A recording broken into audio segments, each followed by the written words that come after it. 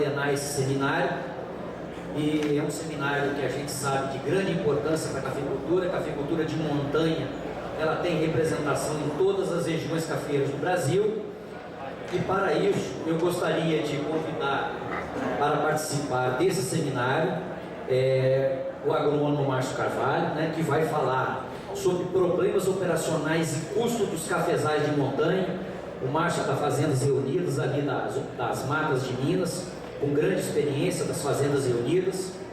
Em segundo lugar, o nosso guerreiro aí, o Matiel, da Fundação Procafé, que vai falar sobre alternativas de manejo da cafeicultura de montanha. E o nosso professor Juarez, da Universidade Federal de Viçosa, que vai falar sobre tecnologias para o preparo de pós-colheita aplicados a pequenas propriedades rurais. Eu inicialmente gostaria de falar que os problemas da cafeicultura de montanha, realmente a gente sabe hoje o alto custo que nós temos.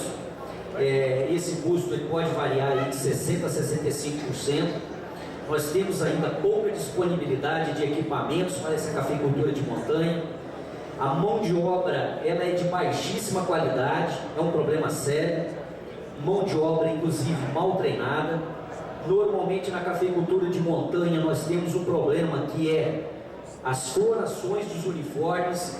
Isso implica em várias colheitas, o que aumenta o custo de produção. E a gente sabe que essa cafeicultura é uma cafeicultura que gera renda, e ela faz parte principalmente no aspecto social.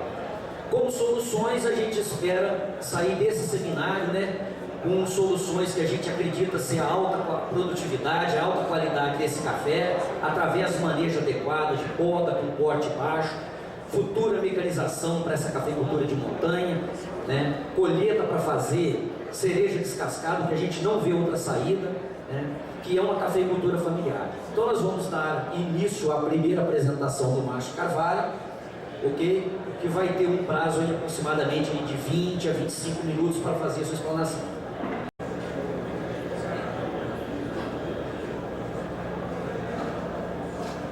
Beleza. Vou tentar ser bem ligeiro, porque a gente já está meio atrasado, né? Boa tarde a todos. Acho que foi um dia muito proveitoso, né?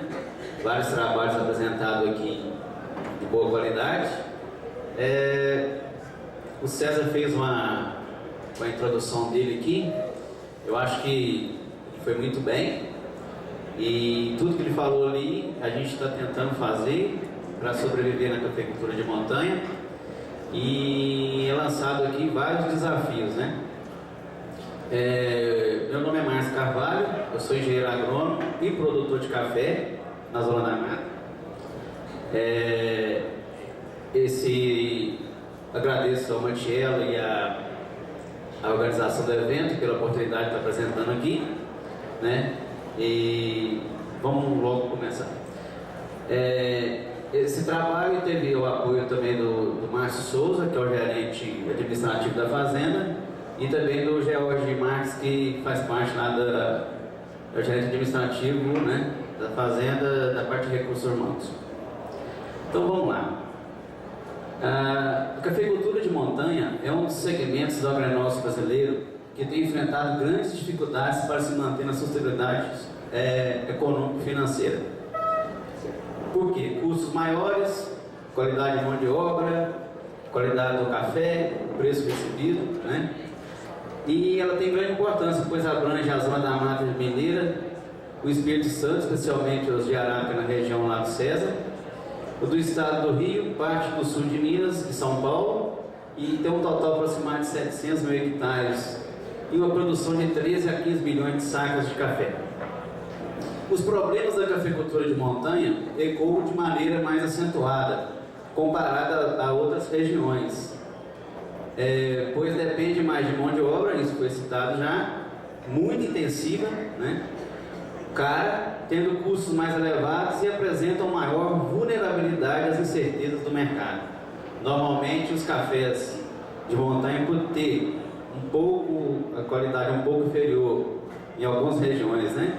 Devido à alta umidade, esse preço é diferenciado para baixo. Então, os fatores de competição positiva da cafeicultura de montanha: ausência de geada, chuvas mais regulares, solos com boa física, pelo menos a gente tem essa vantagem. Os nossos solos são muito ricos em madeira orgânica, em torno de 3,5%, 4%, até 5%. Tradição, boa infraestrutura e lavouras adensadas. Isso aqui é uma vantagem, pois uma lavoura adensada a gente tem conseguido produtividades bem elevadas, 50, 60, 80 sacos por hectare.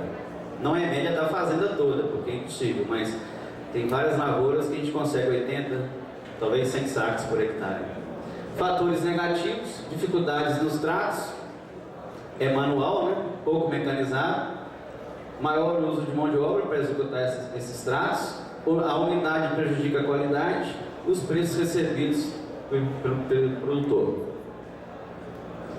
Aqui é uma foto típica lá da região, né? Nossa lá. Eu acho que a região do César é mais inclinada ainda. A região de Brejetuba nem se fala. Então essa aqui é uma foto lá da região.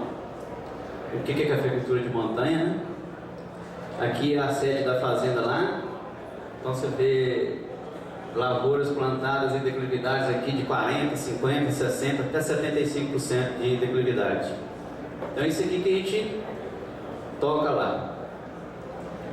Então a cafeicultura de montanha ela tem vários desafios, né? A gente tem vários desafios para sobreviver, né?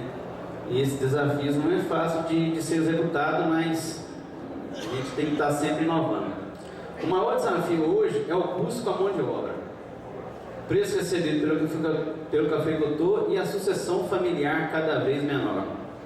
Provavelmente nossos filhos lá não vão querer tocar essa cafeicultura se não melhorar, se não mecanizar, né?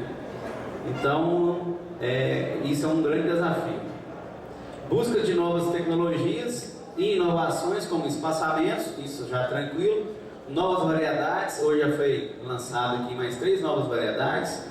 Os terraços, a mecanização, né? Essa questão de terraço, o Matiello vai enfatizar mais na próxima etapa.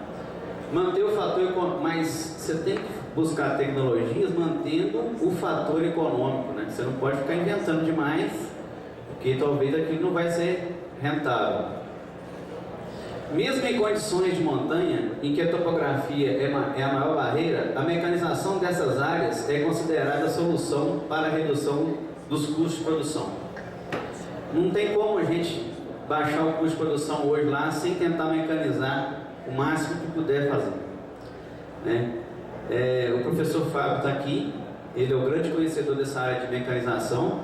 Ele já visitou a região lá esse ano, né?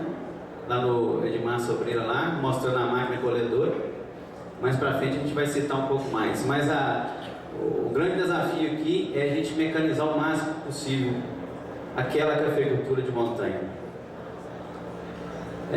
Esses aqui são os tratos culturais, né? Calagem, adubação, as pulverizações manual e mecanizada aqui a gente consegue fazer através do canhão, né? O César fez um trabalho e apresentado aqui já que funciona muito bem. Aplicação de herbicida, etc. A colheita, a manual, isso aqui mata, é o maior custo. Semi-mecanizadas, as derriçadeiras, a papagaio a gente testou lá, e a mecanizada propriamente dito, que são automotrizes. Hoje a região de Mamaçu, Caratinga, São Domingos e São Sebastião do Âmbito está com 5 colhedoras já automotrizes andando nos morros. Só que eu vou mostrar aqui o que a gente precisa fazer para melhorar o rendimento das máquinas, é adaptar as lavouras, né? Porque a gente está entrando com essas máquinas lá para colher, mas a lavoura não foi plantada para máquina, o alinhamento está incorreto, então não está tendo rendimento bom. O desafio nosso aqui vai ser selecionar áreas passíveis de mecanização, mecanização, colheita mecanizada, estratos culturais mecanizados, renovar essas áreas. É um desafio bem pesado, porque a maior parte dessas áreas você vai ter que eliminar a lavoura, plantar de novo. Vou mostrar o que a gente está fazendo na fazenda lá. Essa aqui é uma lavoura típica lá da fazenda, só para a gente entender. Essa aqui é uma lavoura plantada 2 por meio. ela foi alinhada 2 por meio. Mas só que na prática, quando a gente alinha uma lavoura 2 por meio, a gente tem a declividade do terreno. Então a gente jogou lá 2, 2 por 70 na verdade, mas só quando você mede nesse sentido, ela só está 1,65. Então ela densa mais ainda. Aí quando você mede a diferença de altura aqui, você tem uma declividade do terreno aqui de 48%. Então é assim, você alinha a lavoura 2, só que ela fica 1,65. Nesse caso aqui. Isso aqui dificulta muitos tratos. Entrar adubando, entrar pulverizando, controle de mata, aplicação de produto de solo. É muita operação e é muito caro. Cada aplicação, cada entrada na lavoura nossa lá, um exemplo, pulverização. A gente faz normalmente 3 a 4 pulverizações. Manual, isso fica por R$90. Cada entrada que eu dou na lavoura, R$90. Quando você pega mecanizado é 25, 30 reais. Então, olha a diferença. Olha a sua dificuldade. O cara tem que entrar lá aplicando calcário, ele fica escorregando, né? E um rendimento baixo de 1 a 1,2 toneladas por dia, quando a turma é boa e quando o clima está ajudando. Aí o cara depois entra adubando, escorregando, carregando adubo lá, rendimento baixo, 475 a 550 kg por dia que o cara consegue fazer. Turma boa, carregado bom. É difícil de andar, escorrega, é pesado. Pulverizando, olha aí. Cara com a bomba costal, né? Aplicando, quando a turma é boa, 200 a 250 litros por dia, né? Então essa é a realidade lá. Aplicando herbicida, rendimento de 150 a 200 litros por dia. Produto de solo. Então tudo manual, tem que entrar na lavoura, isso é muito caro. Colheita, aqui que o bicho pega. A colheita representa mais da metade do custo de produção. Vou mostrar na frente, vou falar um pouco de custo e vou mostrar isso lá. Um rendimento de 350 a 400 litros por dia, né? Então é complicado. Então, o que pode ser feito para melhorar? O que pode ser feito?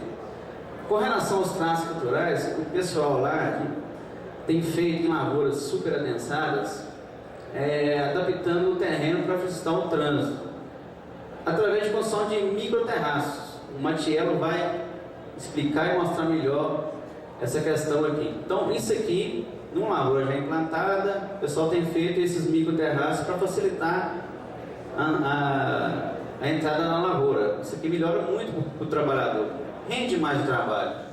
Tá vendo? Onde já tem um terracinho, micro terraço, o cara anda melhor, ele não anda escorregando. Isso aqui ajuda muito, está ajudando muito. Isso pode ser feito para melhorar. Aí o cara vai com calcário aí, já anda melhor, escorrega menos. Isso pode ser feito, né, para melhorar a questão dos traços culturais. Adubando, né? Pulverizando. O uso também desse equipamento aqui costal pressurizado, ele tem um rendimento melhor em relação àquela bomba costal normal. Com esse tipo de equipamento aqui, o cara passa de 200 a 250 para 300 até 350 litros por dia, melhora um pouco. E ele fica com a mão livre, ele não tem que ficar batendo a bomba, ele fica com a mão livre para ele andar no terreno inclinado. Se ele escorregar, tem a mão livre para segurar. É complicado. Mas é um equipamento bom, tem um rendimento muito interessante. Aqui já foi mostrado cedo pelo Pedro, né, com o trabalho do César Crowley. A gente tem feito também o uso do canhão para melhorar o rendimento, diminuir o custo, e já foi mostrado aqui que tem uma eficiência muito boa nas aplicações, né? A gente vê aqui a faixa de aplicação, né? Então isso aqui pode ser feito para melhorar. Isso aqui é uma mecanização na montanha, né? Então a utilização do canhão foi provada aqui, repetindo, um trabalho apresentado pelo Pedro, feito pelo César Crowley, que tem uma eficiência muito boa, né? Então, como eu falei, quando eu entro na lavoura para pulverizar costal manual, é 90 a 100 reais por hectare. Isso aqui fica por 40 reais. Então veja a diferença, né? Aí o pessoal tem feito também para melhorar lá. O Matiello também vai enfatizar bem isso aqui. A construção dos famosos terracinhos. O pessoal do sul de Minas está careca de saber disso aqui. E estão fazendo, né? O pessoal aqui de Ouro Fino já faz. Então fazendo os terraços para melhorar a entrada de trânsito de máquina, essas máquinas vai pulverizar, né? O Matiello vai ficar isso melhor. E já está aparecendo isso aqui lá na região, adaptando, usar a criatividade, adaptar veículos para facilitar as operações, como pulverização, aplicação de herbicida. Esse equipamento aqui ele pulveriza, ele aplica herbicida, aplica produto de solo e anda em microterraços de 1,20 de largura. Essa motoquinha ela tem 90 centímetros de bitola. Ela entra nesse microterracinho aqui de 1,20, né, pulverizando, ela aplica o produto de solo em faixa. Então o pessoal já está usando esse tipo de equipamento. Olha aqui a situação que esse equipamento está andando, né, numa lavoura microterraciada. Esse equipamento vai passar aqui pulverizando. Eles já estão querendo botar uma adubadeira nela, ela vai usando a criatividade, melhorando, né, se adaptando. Para lavoura super adensada, como aquela que eu mostrei, o triciclo lá não entra, mas esse tipo de motoquinha lá já entra. Essa motoquinha foi adaptada por um produtor lá, amigo nosso, o Zé Carlos Vinha. Ela entra pulverizando aqui no corredorzinho de 60 centímetros. Ela entra no meio ali, já abre os biquinhos, já entra pulverizando. Rendimento espetacular. Muito bom. Então, o que pode ser feito para melhorar com relação à colheita, que é o grande gargalo, né? O que pesa mais no nosso custo lá? Primeiro, o uso das derriçadeiras, né? O pessoal já tem usado bastante, né? Sul de Minas, a região lá tentando bastante. Lá no São Miguel, que chegou aí agora, usa mais terra, São Miguel? Muito bom. Na verdade, lá, isso aqui é o número da fazenda lá. A colheita manual esse ano teve gastou 50 serviços por hectare, ou seja, teve um rendimento de 490 litros na mão. O pessoal que estava na derriçadeira gastou 28 serviços por hectare e teve um rendimento de 880 litros. Viu como é que melhorou? É uma semi-mecanização, né? Aqui também fizemos teste com a Papagaio, numa lavoura de café, um Catucaí 2477, uma lavoura irrigada, ela é 2,5 por 60. Ela estava com a safra pendente de 65 a 70 sacas por hectare. Essa máquina é muito boa. Então eu vou mostrar o que a gente fez. É uma lavoura irrigada, essa lavoura foi programada para esqueletar. Então, com o uso daquela máquina, o que a gente vai fazer? A gente já vai esqueletando a lavoura, jogando no pano, arrastando para a máquina e batendo o café. A máquina é espetacular. Porém, o rendimento não foi o esperado para a nossa situação, né? No Colilon eu sei que ela está indo muito bem, um rendimento muito bom, a máquina não está em defeito. O problema é conseguir abastecer a máquina. Porque quando você joga aquele material todo no pano, com galho e pau, para arrastar no pano, para levar até onde a máquina está, é muito pesado. É muito pesado. Eu vou adiantar aqui que o tempo está acabando. Mas vou mostrar aqui rapidinho as fotos, né? A gente já estava esqueletando a lavoura, jogando o material aqui todo no pano e arrastando para a máquina. O rendimento esperado era em torno de 1.000 a 1.400 litros. Só que quando a gente mediu, a gente trabalhou 3 dias seguidos com a máquina, a gente conseguiu só 560 litros com essa máquina. Naquelas condições, a máquina é perfeita, não tem defeito. Porém, o que pesou aqui foi que tinha muito material para ser transportado e levar até a máquina para ela funcionar. A máquina ficava parada, certo? Mas a máquina está aqui, é excelente, ela funciona. Tem que adaptar melhor as condições nossas de trabalho lá. Então, como eu disse, a região nossa lá já está com 5 colhedoras de várias marcas, né? Iguaçu tem 2, Caratinga tem 3, São Domingos 1, o Sebastião do Anta tem 1, o pessoal já está usando, a gente está usando. Aqui a máquina lá da fazenda é uma TDI Mini que entrou em lavoura de 1,80 por 70 colhendo. Porém, vou mostrar o rendimento não é o que a máquina consegue fazer, porque a lavoura não foi plantada para a máquina. Então o rendimento fica baixo, mas melhora muito, né? Aqui a máquina andando lá no local lá, que ela tem que fazer uma manobra, aqui esse local aqui estava com 28% de equilibrabilidade, né? Deve ter fazendo muita manobra. Aqui o professor Fábio lá, numa visita que ele fez lá, juntamente com a equipe lá do GTEC, né? Lá no São de Sobreira, Foi um dia muito proveitoso, ele explicou muito a regulagem da máquina, funcionamento, o que pode ser feito, né? Aqui a máquina colhendo lá na nossa lavoura, lá, você vê que tem um barranco aqui, ela andando, e assim, aqui o rendimento foi o seguinte, o que a gente conseguiu esse ano, sem adaptar as lavouras para colher, de 1.800 a 2.100 litros por hora.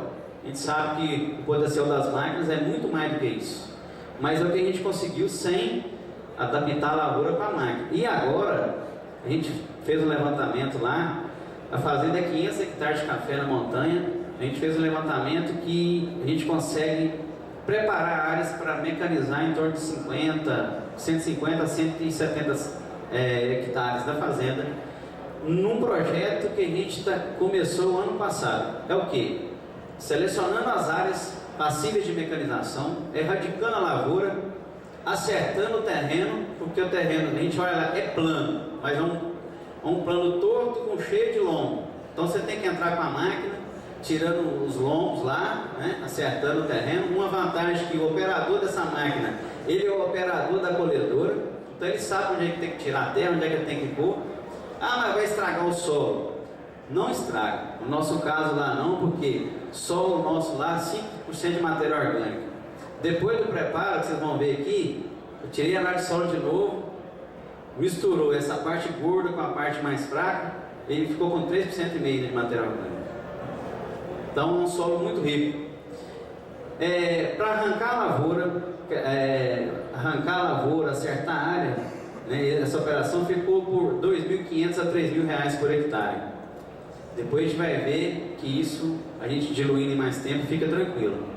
Olha aí a situação. Arrancou a lavoura, vem arrancando os morros. O cara, ele aprendeu o seguinte, eu falei com ele assim, ó, onde for arrancar, que vai arrancar muito, você tira a terra gorda do canto, tira o lombo e volta com a terra gorda por cima. Ele pegou a prática, muito bom, muito rápido. Então fizemos um levantamento da área, eu peguei uma parte da área só para a gente ver o que a gente fez. A gente fez um levantamento de uma estação total lá, um plano altimétrico, então a gente via áreas aqui, ó, de diferentes declividades. Vamos olhar essa mancha vermelha. Essa mancha vermelha nessa área tinha de 30% a 50% de declividade. Depois daquele serviço lá de erradicar e terraplanagem, ó, sumiu a vermelha. Essa parte sumiu, ficou só com 10 metros quadrados de... Então melhora a área, ficou passivo de mecanizar essa área.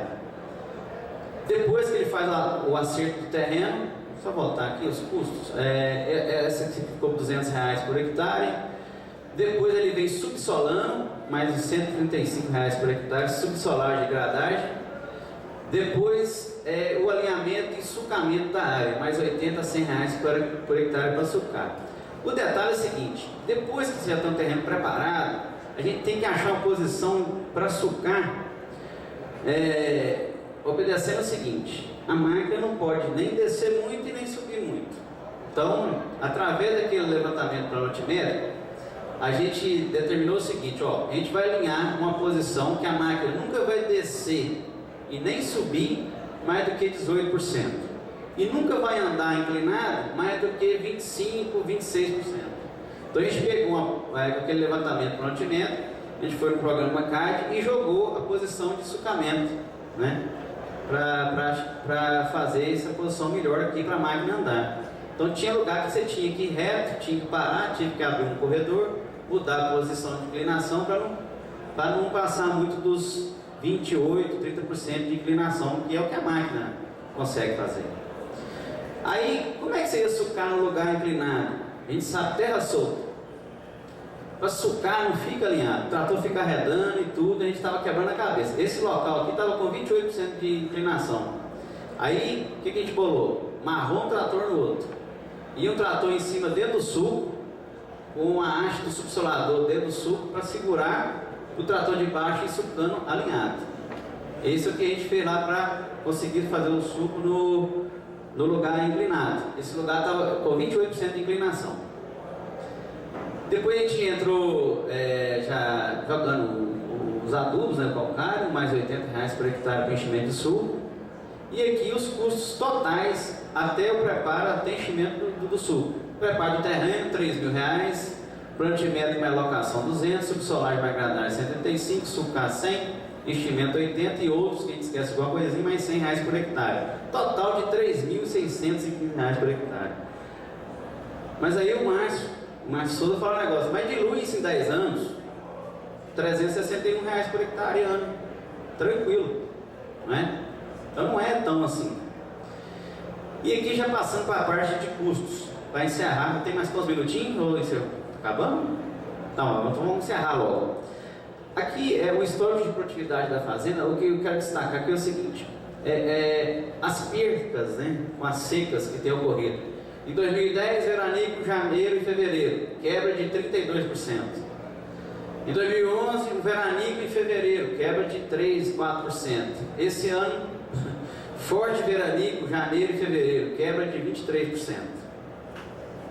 Então, a gente tem variado muito as produtividades, né?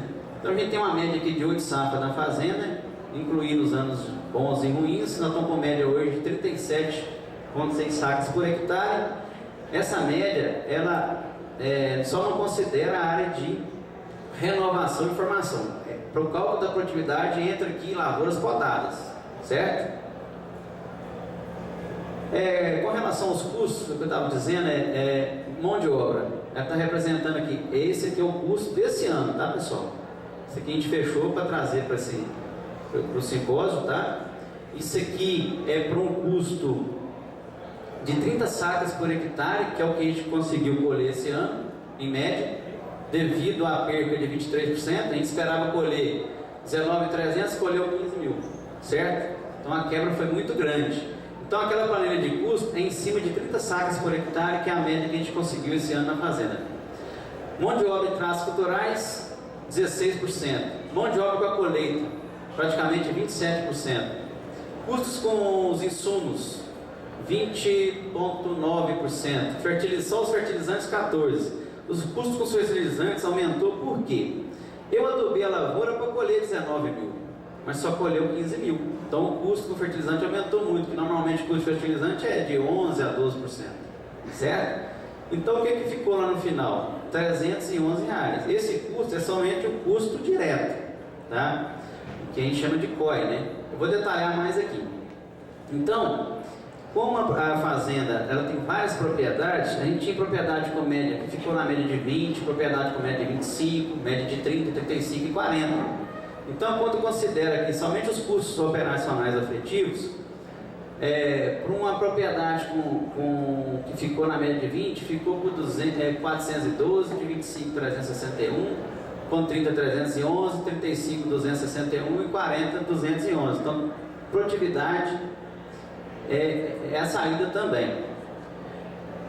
Vamos destacar ali 30 sacas por hectare, que foi o custo que a gente teve neste ano 2013-14. Se eu considerar aqui agora os custos operacionais também, que no caso são as depreciações, esse custo de 311 já vai para 389. E se eu for mais além, considera também o custo total, que é o somatório do COI, do custo operacional efetivo com o custo operacional total, que no caso seria a remuneração do capital. Esse custo vai para R$420. Não vou aprofundar muito, que o tempo já está estourado, né? Se pegar a média da fazenda de 8 safras, que é 37,6 sacos por hectare, o custo total está em torno de R$317. E aqui, só para destacar, eu não podia deixar de mostrar também, para encerrar, a situação climática que está. Isso aqui está bem semelhante na região lá. Isso aqui é um gráfico que mostra deficiência, excedente e retirada e reposição hídrica. Esse gráfico aqui é o normal lá. A gente também tem uma estação meteorológica na fazenda. A gente tem dados lá de 10 anos. E isso aqui é a média dos 10 anos, certo? E esse gráfico aqui é a média desse ano, 2014. Olha como que está. A gente teve só uma reposição hídrica aqui em março, mas então da seguinte forma: o normal para a região lá é 1.200 milímetros e o déficit 132 milímetros. Isso é o normal, isso aqui é a média de 10 anos, né? Uma precipitação até outubro, até aqui, de 723 milímetros. E o déficit, ele é quebrado aqui em outubro, então o déficit até outubro 132 milímetros. Como que está esse ano? Uma precipitação até outubro de 418, incluindo a chuva que deu até segunda-feira.